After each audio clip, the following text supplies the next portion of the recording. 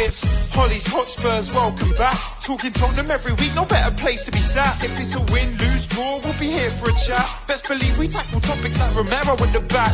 Young Min Son, what can go wrong when he's on form? It's a dream come true, so sit back, relax and vibe with us. Special guests. Hello and welcome to another episode of Hollie Hotspurs Live. It is weird being on a Sunday, but we are here, ladies and gents, to talk about a 1-1 draw against West Ham. It feels very weird and I'm to talk about a loss, so I'm very excited for that. And with me to do so, I'm joined by two fabulous guests. First of all, Harry, it's great to have you back on. How are you, my friend?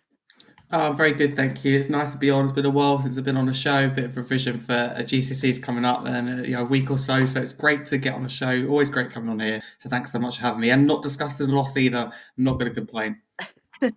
Yeah, it's definitely nicer when we don't have to sit here in doom and gloom. So thank you, Harry. And also, all the way from across the pond, I am joined by Ross. Ross, how are you, my friend?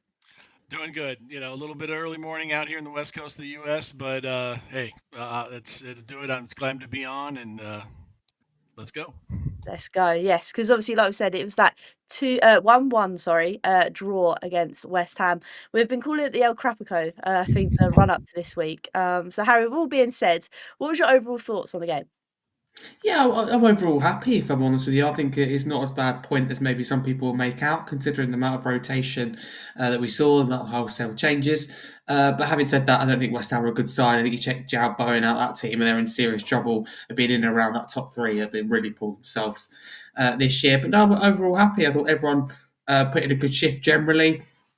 Thought the defence done well because it's pretty much a whole new back line barring the goalkeeper, which is impressive how they coped. So no, I'm overall happy to be honest with you, Hollie. I thought we got a good fight, very even game. I think it was a dull game though, if I'm honest with you. I think both teams lacked quality.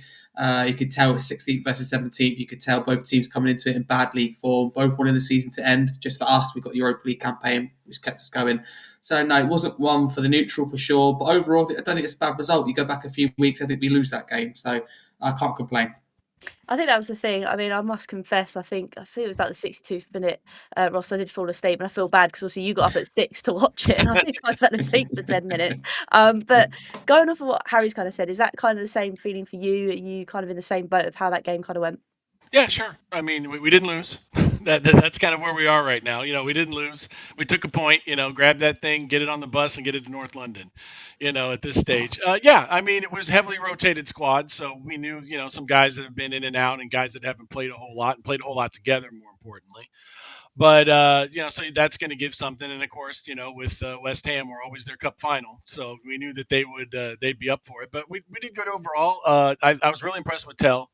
Tell did really well. I really like that. Since he's gotten here, I've been so impressed with that kid. He's playing for the badge, and that's what you want.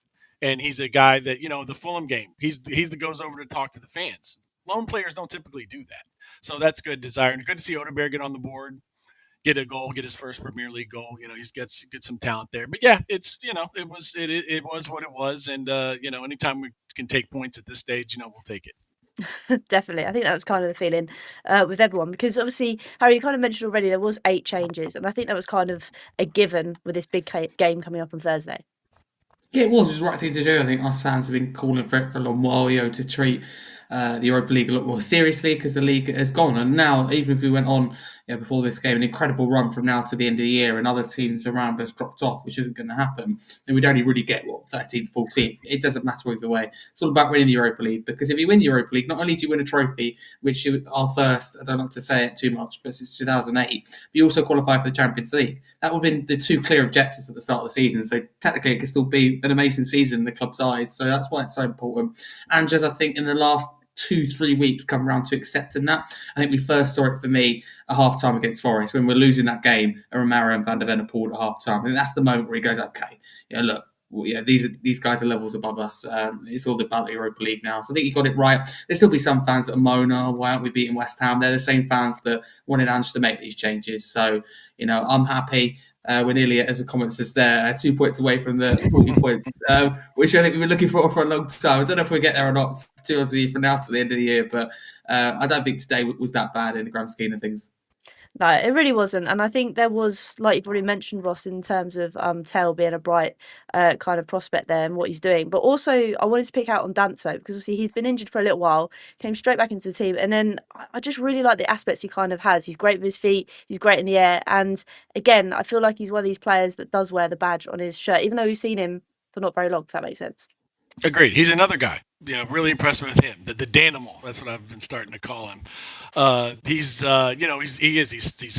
He's strong. He's quick feet. All the aspects of a center back that you want to have in this system. And also like Tell, he's really thrilled to be here. I remember like his first game or so when we won. He's over at the crowd and he's yelling and screaming and and that's great. You really like to see that, guys that want to be here. That's what I want. I want guys that want to be at Tottenham Hotspur Football Club and play for the badge. That's what it's all about. And he does. He really shows a lot of promise, and he doesn't mind going forward a little bit either too. I remember, I forget which game it was. It was I think it actually may have been Liverpool where he kind of came up and slid a pass into the box, and I'm like, it's like our center back did that. Where's our midfielders and forwards? They're the ones supposed to do that. He's doing that. So yes, he has definitely impressed me. I'm going to stay with you, Ross, because obviously there's a lot of talk about Romero leaving in the summer. And obviously, for me, I think Danso's the one that will slot back into that prime position next to Mickey van der Ven. I mean, we do have the likes of Dragusin on the bench, but I don't think he's given me as much as what Danso has given us so far. Yeah, Dragison's more of your kind of defend the box traditional, center back. Not so good with his feet. He's got good ability. If he's able to just defend the box and do that, he does very well with that. But if he's being asked to play with the ball at his feet, do some distribution with pressure on him, not so good there. And Romero, I mean, if he wants to go, hey, God bless you. Thank you for everything. And if we get a good offer for him and he wants to go, he can go. But I like him to stay too because he is a quality center back in and of himself. And he's had some struggles, but I mean, so has everybody. We can name many other people up and down the squad that have had a lot of struggles this year. So I mean, if he wants to be here, great. If he doesn't, then that's fine. That's what happens. It's sports. Defo. And that's the thing. I mean, and going back to the game, obviously, Harry, for once, it took us 15 minutes to get on the score sheet. What did you kind of make of the goal from Odobert? Yeah, slower start than usual, wasn't it? But still scored in the first 15 minutes. This is a nice goal. It's no secret that it was a gift from West Ham's point of view. Max Kilman, typical, I think, modern day mistake. Maybe trying to put the ball on the floor, try and play football rather than just clearing your lines. But I want to give a lot of credit, and I haven't seen much of it, to Matthias Tell, who Ross mentions there. I think he's spot on with what he says, by the way. Chasing down, he forces that error. He makes Kilman panic. I think make that decision quicker than he wanted to. He wanted to bring the ball down, have time. He just simply didn't have that because Tell caused him that problem.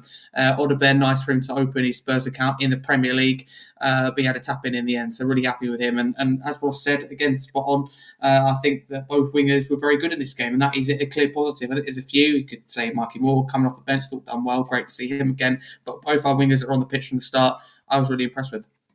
Yeah, and I think that's the thing. I think we always talk about Ross in terms of our wingers, etc., not really being these old style wingers. But from what we've seen with Tell, obviously, like you said earlier, going up, pressing the ball, forcing that mistake on Kilman, and again being calm and collective to see that Odobert's run at the back post kind of gives you a bit more hope that actually maybe if we don't have the likes of Johnson in that side, because that's what he likes to do, tap it in at the back post, at least we've got someone else that can do that and work together. Oh yeah, again, these young guys. I mean, not only just those guys, but Mikey Moore and a lot of the other young guys. I mean, it's a lot of young talent that I can remember seeing in a long time. I haven't followed us off, as long as you guys have. But yeah, Tell can do that press, and which is key to that system, getting up there, pressing, forcing those turnovers. We need to do a lot more of that, in my opinion. But he seems to do that well, is willing to do it, and Odobert's really good. He's quick. You can see that he's got that profile for this style too. The quick can take his man on and get behind and get in there and get that. It was great to see him slot that too, because I mean we've seen where guys miss that this year a lot of times too. So it's really good to see, and it's like I said, we're with an eye toward the future. It's really good. That's the thing, because having that kind of eye towards the future, Harry, obviously there's a lot of talk whether us as Spurs fans want to keep Tell in the summer, depending on what the fee would be. And I think today, we saw something else from him in terms of, I think there was that one pass he put through, which landed to Richarlison. And I'm thinking to myself, shoot Richarlison. Instead, he puts it back post again, hoping there was going to be someone coming in. But again, Tell's got a little bit different, I think we're seeing, that we don't necessarily have in a lot of our other wingers at the moment. Absolutely, I really like him. If I'm honest with you, I think that, of course, a lot of it is the price tag, and I don't think that's his fault. But when you come in with, on loan in January, I think it's really tough to make an impact. He comes in with a big, asking price, a big, kind of money figure to buy, and I think that's, for example, Richarlison, in a completely different situation, but that's his downfall, and maybe Brent Johnson as well, even when they're doing well, where they're like, yeah, but we pay 50, 60 million for them. They should be doing well. It's held against them. I don't think it's right. It should be held against the clubs, of course, but not the players. So I think Tottenham done well, shown real leadership, whether it be back in the manager and with difficult situations he's had with away fans, back in the team on the pitch. I just think he's a really good leader, speaks so well. There's one moment, I can't remember which game it is that we lost. It might have been an away. I think it was an away game, something like Fulham, where he spoke to the media after a defeat. None of the leadership team were to be seen. He spoke well, back the team, back the manager. He totally gets it. And it's really hard to come in and make an impact and come into a club that's kind of rotting away. Their season's falling away. We're not a nice place to come into, whatever we think at the moment, apart from being in the Europa League semi-final. Of course, it's a saving grace, but generally it's a toxic place at the moment, generally speaking. So I think he's done really well, and I think there are conversations to be had, debates to be had, whether we're signing him or not in the summer. I think either way, we definitely look to bring that price down. I think it's the right thing to do. But at the moment, I've seen enough to say, look, that we could be signing him in the summer, but the pricing tag I get will put a lot of people off. But the club's got to do what's right. A lot of it, I think, depends on the manager, who that be come the summer. None of us really know who that's going to be.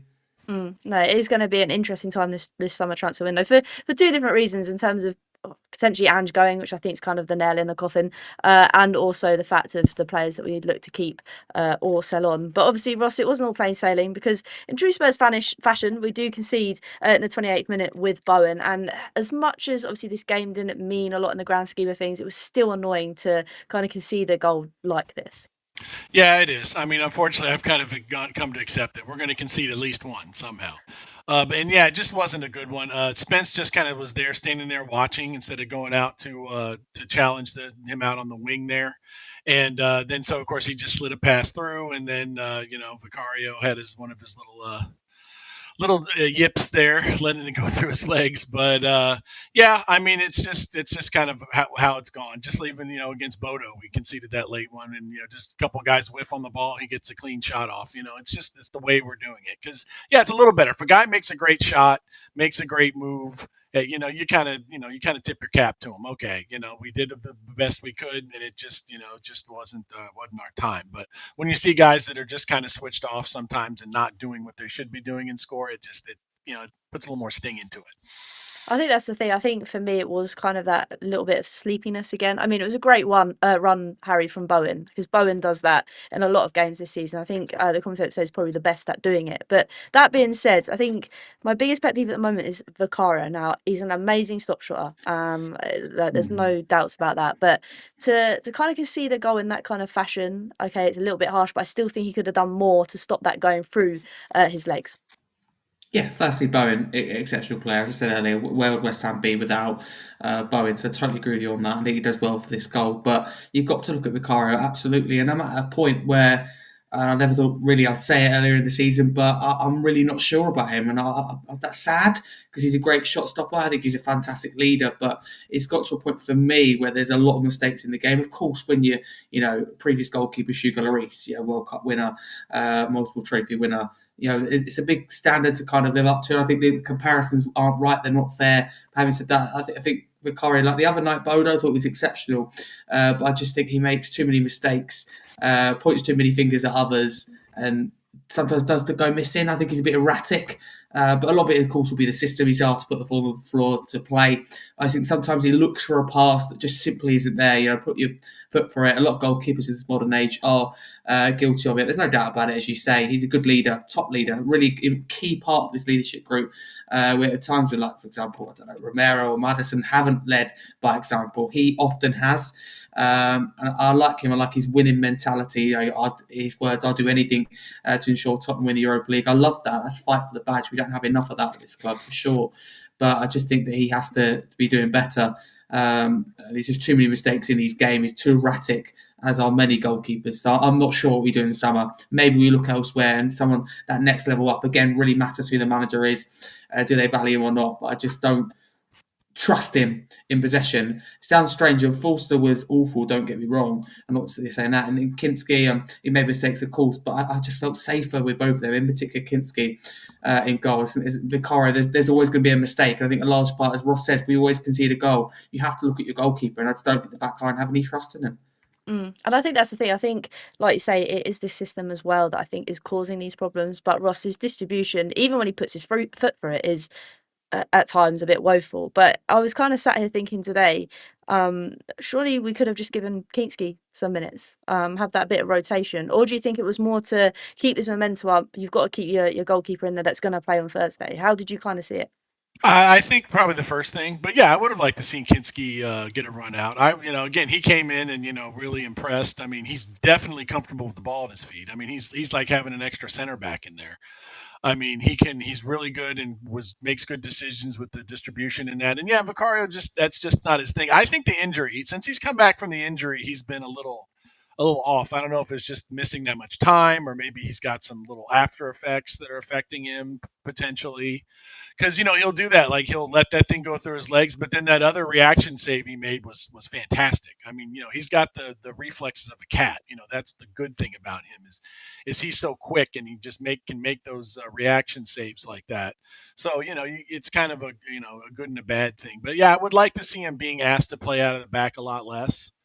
Or bring back some more, some guys back to kind of help out and give him some options. More like we play in the Europa League. We do play more behind, more pragmatic, and I think it kind of takes a little bit of pressure off him. And he doesn't have, if he makes that pass, it's not going to be into such a dangerous area. And that's the thing. And I think going back to obviously Kinski, Harry, I think Slavia, he came in obviously in January, and Slavia probably have won the title this season. I just feel a bit sorry for him. I know that's football, and I know that is the harsh reality of things, but I thought he'd be included a bit more in Tottenham, considering obviously Slavia Prague have just won the title as well. Yeah, I think it would be, and I think that we often have in our heads, and I understand why, that Vicario number one, there's no room for negotiation. But if you look at it, really, I know Kinski made more mistakes maybe as time went on, but for a goalkeeper that's thrown into the deep end, I thought we'd done very well. So I think we maybe need a conversation, maybe now, that we have next season again. Largely depends on the manager. Who's our number one goalkeeper? Do we need to go out there and sign a goalkeeper? Probably, because Fraser Forster, I think, would leave, and obviously have Austin, Whiteman. They've been here a while now, not really getting the minutes, the opportunity. Their future and contracts need to be discussed. But I think that, as far as I'm concerned, Kinski come in and done a good job. And his distribution, you mentioned there, Hollie, Vicario's isn't good. Kinski's is, though. There's no doubt about it. He's a confident keeper, and I just felt secure with him. But at the same time, what's frustrating is if Kinski's short period in the first team, his weakness probably was some of his shot stops. Too many went through his hands, and that's what Vicario's good at. It's really frustrating. You can't have it all. I know that. I just think that they've both got a different weakness, and others' weakness is their strong point. But it's the way it is sometimes. But I think that maybe it's closer than people give him credit for. Kinski certainly, showed me and showed others glimpses of just what he's capable of. I think there's a top keeper there. Slavia Prague obviously rate him really high, and I think he will be Tottenham's number one over time. Definitely, and I think that's the thing. I think, like you said, if we could have a hybrid of the both, we'd be laughing. But sadly, that is life, and we can't have it. But yeah, obviously, the game ended 1-1, Ross. It was pretty much a nothing game. I think it kind of showed to me that, okay, Spurs are awful, but Jesus Christ, West Ham are even worse, aren't they? Yeah, we played a team, worse than us, which is good. And it's a very good thing that those bottom three teams were so awful this year, because we would be in a fight right there alongside of them. So, and it just seems like, the focus is Europa League now, which, we're in a semifinal as well. It should be. And and that's fine. If you want to put the focus on Europa League, let's go for it. Let's get this, if we're going to just, forget about the league. And I understand, we can't move up. We can't get into a European place. We can't get relegated. So it is kind of like, it's just, there's going to be a natural kind of a thought where we can just kind of get through this and that kind of thing. But as fans, we all want to see our team win. We all want to see our team play well. Exactly, and that's the thing. There was no injuries, no new added injuries, shall I say? And we also got to see a bit of Mikey Moore, Harry. We've been crying out as Spurs fans to see him in a long while, so it was great to have him have some minutes too. It was, and I thought he'd done really well. I mean, I think his minutes are long overdue, which we saw today. And of course, we don't know the ins and outs and the behind the scenes. There's probably a lot more to it. And of course, young talent, he's raw and he's nursing, he's protecting. We all know that. Although it's frustrating because I look at him and go, look, he's ready. He's got something to prove. But just when he comes on, he has an impact, whether it be on that left hand side or out position on that right hand side. I thought he'd done well. Come on, instant impact with a few touches. Nothing too big to show about, but he's just looking to put the ball in the box. Again, there's no one there. And I just feel that he's bringing that positivity when coming on. So I think, well, we know that he's got a very bright future. It's just, can he get more minutes, which would be good. I think there's times this season where, and he's completely gone missing from the scene now in Timo Werner, but someone who's played a lot of minutes this season. Sorry to bring him up, by the way. I just think that Mikey Moore could have had more minutes throughout the season. Instead of Werner, it could have been that option, slightly more risk, but I think higher reward. So Mikey Moore, bright future. We just got to be patient, I think, as fans, when we see him. Ange will know, and any manager will know, when he's ready, when he's not. We don't see training, as I said, the ins and outs. But it's just great to finally see him. It just feels like it's been an awfully long time. Yeah, it has been awfully long. And that was like the positives. No injuries, got to see Mikey Moore. And obviously that gives me a great energy going into this game on Thursday. But Ross, I'm going to take it a step back because obviously I want to talk about that atmosphere at the Lane Thursday just gone because it was incredible, wasn't it?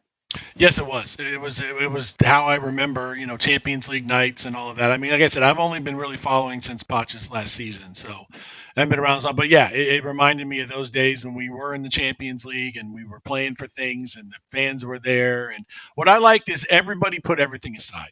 Ange out, Ange in, Levy out, Levy in. Forget about that for a night. Put that away. Let's all get there. Let's get behind the guys and let's help them bring this in. And they did that. And they did it in a great fashion. And that's what I was hoping to see, and that's what I love to see. And a great tifo as opposed to that other club's shower curtain there with the logo on it. That was really nice to see that. And I think they like give everybody a free drink.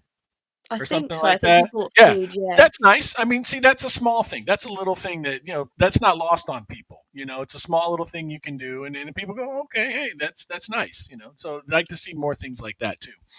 Defo. And I'm glad you kind of touched on obviously on the tifo because it was a nice spectacle to have. It was just like you say, we were all coming together as one. And I think, Harry, this season there's been a lot of splinters in fans, in obviously leadership, in the players. But for one night to come together and to actually get the result over the line as well was just nice. Yeah, very nice. I think it was a good night. I think both you both summarised it nicely there. In particular, I'm going to pick out what Ross said. I just said it before the game, and it is so important. I know there's some really strong and divisive and controversial opinions out there about the owners, the board, the club in general, the manager, and this group of players, right? And they've all been at fault, right? And none of them have really, if you're honest, done their job throughout the season to the extent that we want them to really kick on. But this game was about unity. It's about getting behind the team because there are so many examples out there of where fans can make a difference and be the 12th man. And I think it worked in this game, to be honest with you, Hollie. I think that we don't score, for me anyway, inside 41 seconds. So I've pumped the players after this game if it weren't for the atmosphere, because the players feed off the atmosphere, then the fans feed off the performance. It's just a constant cycle. When you don't have one, you don't have the other. If we're being honest, look, West Ham and Tottenham today, I think it's dead inside the London Stadium. If West Ham fans are really behind it, obviously they've got nothing big to play for. I know it's their cup final. Then they go and push on. They start to take risks, and maybe Kilman in that situation, so making that mistake is looking forward rather than backwards. It's just little things like that. It makes a massive difference. Your kind of media typical example, overused of course, but it's Anfield with Liverpool that makes a difference, and anywhere makes a difference. When you're the 12th man, I think we were in this game. It was massive. It's just a real shame when we get onto it. I'm sure that we conceded late, which makes our task a little bit tougher, as well as new injury news next Thursday. But no, we done our job as fans, and the players done their job. They delivered. So a great night for the club. We're halfway there. Yeah, defo, 100%. And like you said, that was a good segue because obviously going into how we're kind of feeling, Ross, on Thursday, obviously with that kind of one goal that we conceded, I'm not confident, but I'm not bricking it, if that makes sense. How are you kind of feeling going into it? The same way. I mean, what goal lead did we have when we went to Frankfurt? Now we've got a 2-goal lead. I mean, and everybody's making everything about, the artificial pitch, and they've beaten, some of the top European clubs and all stuff. But they have to do that. They've got to actually do it. and we're going there. We've got a 2-goal lead, and it's supposed to not be too cold from what I've seen before. I haven't looked at the latest weather reports, but it's not going to be quite as cold as it was for some of those others. But yeah, I mean, with a 2-goal league, we would love to have 3, but like I said, we went to Frankfurt with none, and that's supposed to be one of the toughest places to go and play, and we went in there and saw that out, and that's just win the game. That's it. There's a college basketball coach named Jim Valvano here in the U.S. He sadly passed away from cancer, but he had a quote about tournament play: survive and advance. And that's what it's all about. Survive and advance. Doesn't matter how you do it, just do it and move on. That is the thing. That is key. I love that quote. I'm going to use that from now on, Ross. That's a great one. And like you say, it is what we've got to kind of do because, Harry, obviously, I know you mentioned there about injury news. And there's one man that obviously we've needed and had a great performance in that first leg, which was Maddison. And there's news coming out that apparently they're kind of worried for him in terms of they're not sure he's going to make Thursday or beyond. And with that said, Harry, after that performance on Thursday just gone, how are you kind of feeling if he's going to be missing in the side? It's a big blow. It's a big blow. And the way that Ange spoke after the game, it doesn't look good. It doesn't sound good in terms of that. He said it would be fair to say that it's serious. It doesn't look good in Ange's words, to be exact. And you never like to hear that from a manager. You know what that usually means. It's a real blow as well for Maddison because does Maddison have too much to say before games? Absolutely. Sometimes has he gone missing when he's also had a lot to say in big games this year? Yeah, 100%. I think he loves the cameras, loves all that stuff. Gets caught up in kind of all the media stuff. He loves it all. But at the end of the day, he was excellent in that first leg. Yes, he gave the big talk before the game, but he produced on the pitch as well. And I love that. And he gave it absolutely everything. And he was very key. If we were going to unlock Bodo, it was going to be through Maddison. Obviously got his goal and was a key player. He literally pulled the strings for us. So our job was tough. It's going to be tough anyway, Thursday, going to a place we're not familiar with, an atmosphere we're not familiar with, a location we're not familiar with. Everything about it has the potential to be quite nasty, quite difficult. Having said that, if we play like we did in that first leg, I think we'd be okay. But not having Maddison, I still don't think we'll have Son. And okay, Son's been bad this season, right? But he knows that. By his high standards, he hasn't been good. And some would say he's finished, whatever. That's the conversation for another day. But at the end of the day, you need someone of his experience and leadership in semi-finals. So not to have him to blow. I think personally we'd be without Solanke as well. Again, a blow. Definitely without Bergvall until the end of the year. So we're losing players that we didn't have the first leg, but also players that we did in Maddison, in Solanke. So it looks really tough. And we just got to start well. So no, it's not good, Hollie, and it's a big blow in particular with Maddison, such a key player. And Decky, I love his versatility, but he hasn't been the same since coming back from injury compared to where he was at the start of the season, which he set high standards for himself. That's a large amount of it. He hasn't been as good for his high standards. I just think he has to be doing more since coming back from injury. Obviously, it takes a while to get game fit, match sharpness, but he's not looking confident. He's not at his best at the moment, and he's going to have to step in for Maddison in that 10 role. I was going to say, I'm glad you mentioned Decky because, like I said, I think the last couple of weeks when we've seen him since his injury, he hasn't really been up to his standard. And I get that. It's match fitness. It's trying to find your stride again. But Ross, he's pretty much that natural replacement for Maddison, if it is as bad as it really is. Oh, for sure. And I remember was reading online right after the game, and somebody had mentioned that Decky does tend to take a little while to come back from injuries, which I did remember that. So, but yeah, I mean, it looks like we're definitely going to need him in that midfield because, losing Maddison, that's our most creative, guy in the midfield there. And, we saw what he did, on last Thursday, brought that ball down and slotted that. And I mean, he's just, when he's on it, he's great. He's the locksmith. He unlocks everything. So Decky's really going to be needed. And let's hope that he's going to be able to be up and be ready for that because, like I said, as it's looking, and also missing Bergvall, which is really sad. I mean, I feel real bad for that kid. He announces his new contract, and then hey, guess what? Now you got to be in a walking boot for the rest of the season. So that's not great either. And he was really starting to kind of come along there. So yeah, it's gonna be a challenge. But then again, that's been this whole season. It really has. And it's interesting as well, because obviously I know you mentioned Sonny earlier, Harry. I've been thinking about this for a long time in terms of if Sonny does come back to fitness and he's ready for the final, I've really got this Lucas Moura, Harry Kane vibe going on in terms of we played Lucas Moura throughout the whole thing. dropped Lucas Moura, played Harry Kane, and I know that final was kind of done within 15 minutes, if that. But with that being said, how do you kind of see it? Because you don't want to not have Sonny involved on that pitch. But again, the performance this season, I don't know if it's warranted, even if he comes back. Yeah, and it'd be a tough one for Postecoglou. For me, it is in terms of the leadership that Son brings, his experience in this game. But if we're being totally honest with you, we're not kind of a charity or anything. If someone's not performing, then they shouldn't be in the team, and that's an opinion that I think I've always held. I think generally we've done okay with that at the club.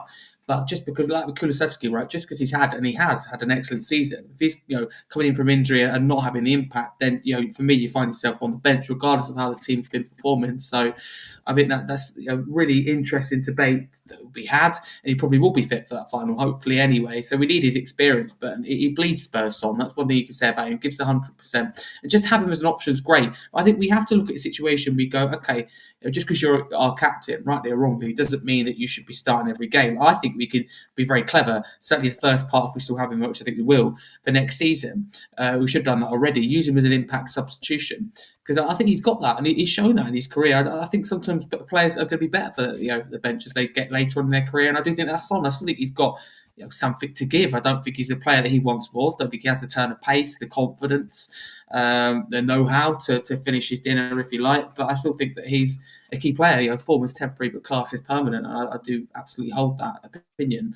So for me, he doesn't start unless anything drastically changes. You start now with Spurs, as you know, Hollie. Things change very quickly. We could have no one available come then. It's certainly looking that way with a few injuries at the moment. But Son hopefully will be involved, because every player involved is great. We want the whole team to be involved in hopefully lifting this trophy, and every bit of experience, know-how, leadership along the way is great.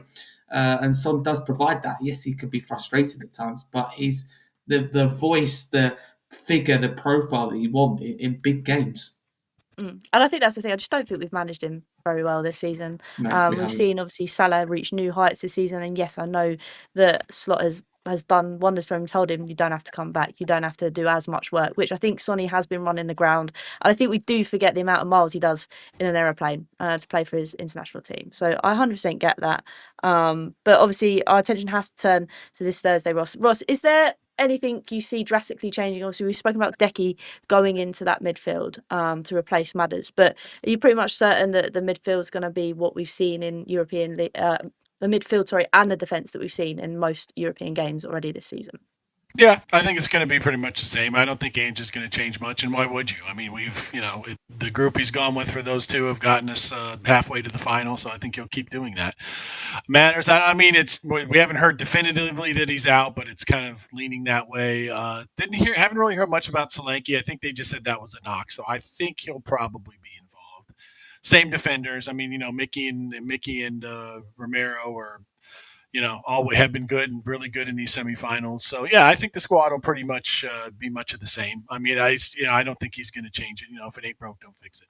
Yeah, exactly. And that's the thing. Fingers crossed we do manage to get through. I mean, we should be able to. But Harry, saying that, obviously the final is looking likely to be us. I mean, I'm not going to touch wood because I don't want to jinx it, but it's likely going to be us and Man United. So if that does happen, how are you feeling facing United?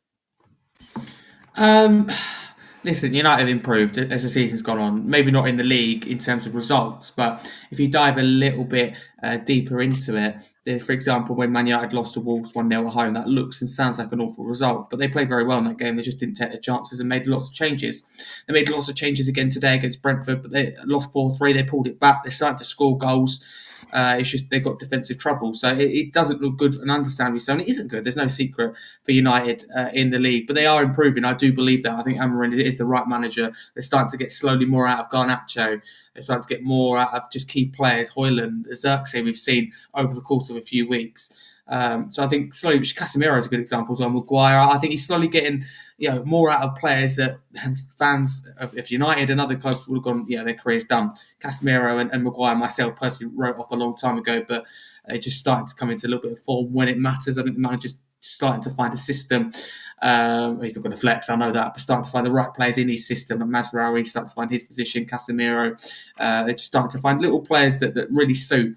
A lot of it is false with players they've also got out. So I think it'd be really difficult, Hollie, to be honest with you. But if we get to Bilbao, I do back us to get the job done.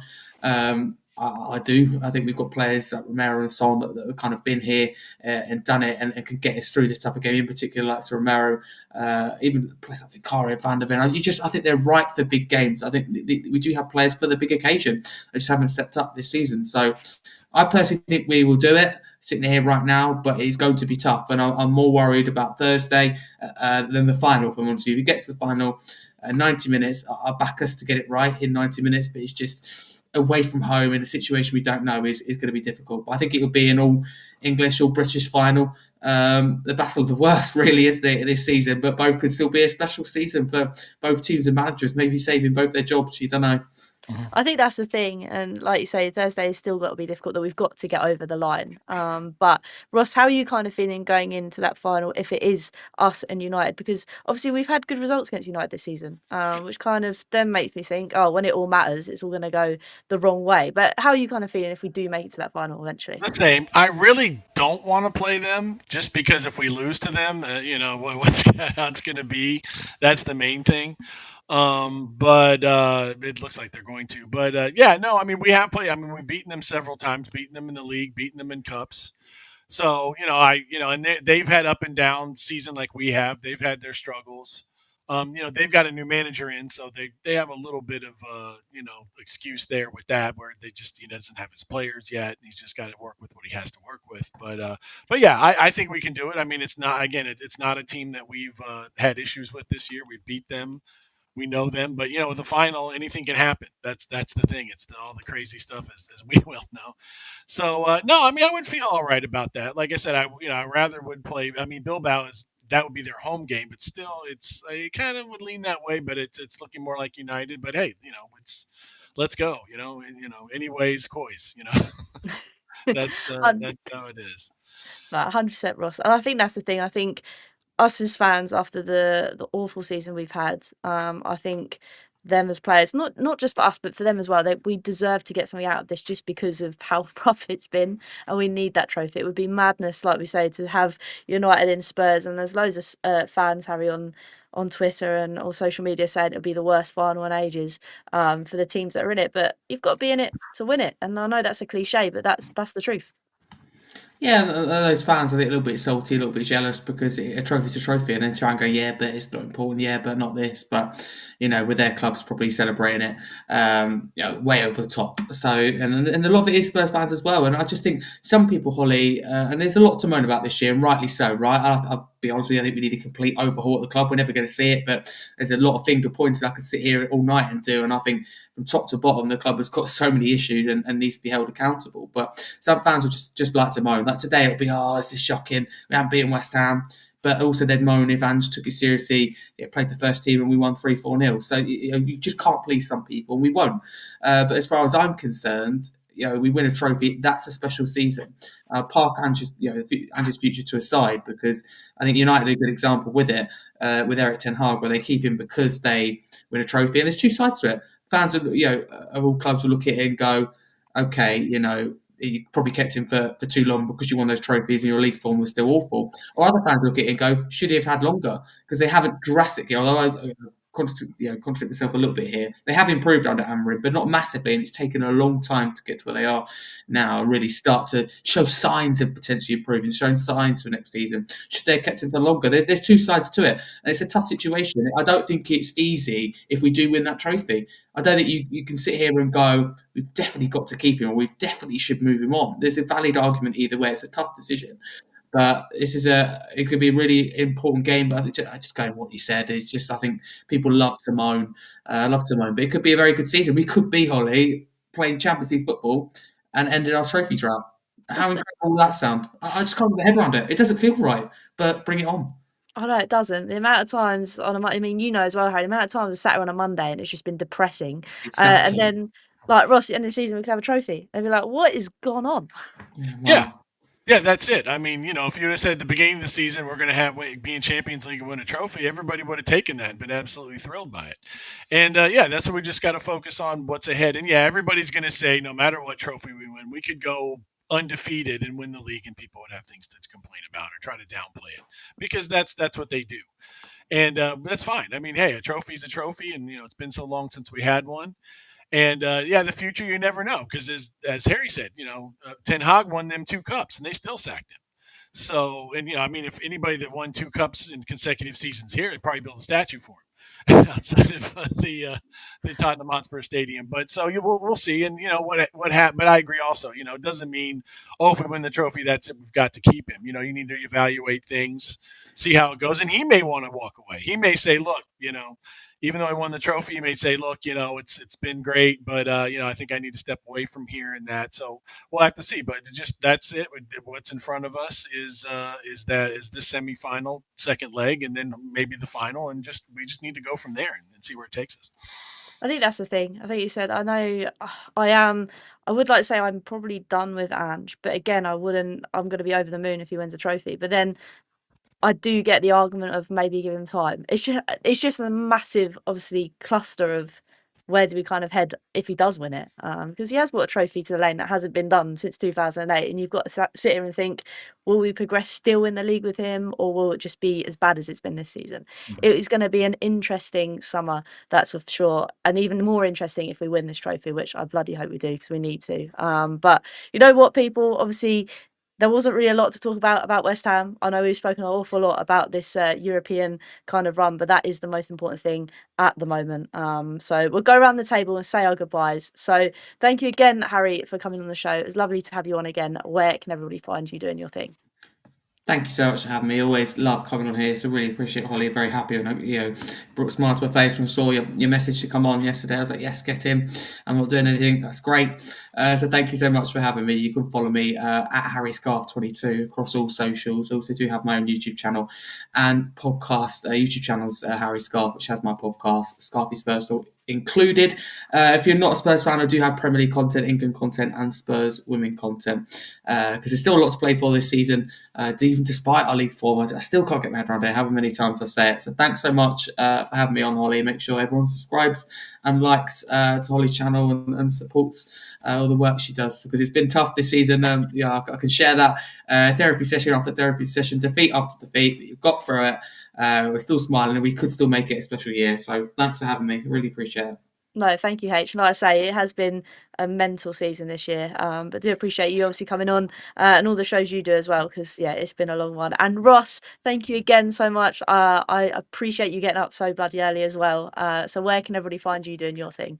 You can find me at Spursy Night with a K on X, and always an honor to come on. I'm always happy to. You're the first one to give me an opportunity to come on a show, and I will always appreciate that. So thanks again. No worries. Thank you, Ross. Honestly, appreciate it. But like I say, thank you as well to everybody that's going to rewatch this, that everybody that's tuned in live, etc., etc. So it is a bit strange for me to do it on a Sunday, but it's bank holiday tomorrow, so I thought I'm just going to chill out tomorrow. Well, I'm actually going to the Baller League, so that'd be quite fun to see. But yes, thank you everybody that's tuned in, and until next time, obviously same time, same place on a Monday at 7 p.m. next week. And until next time, come on you Spurs. Come on you Spurs.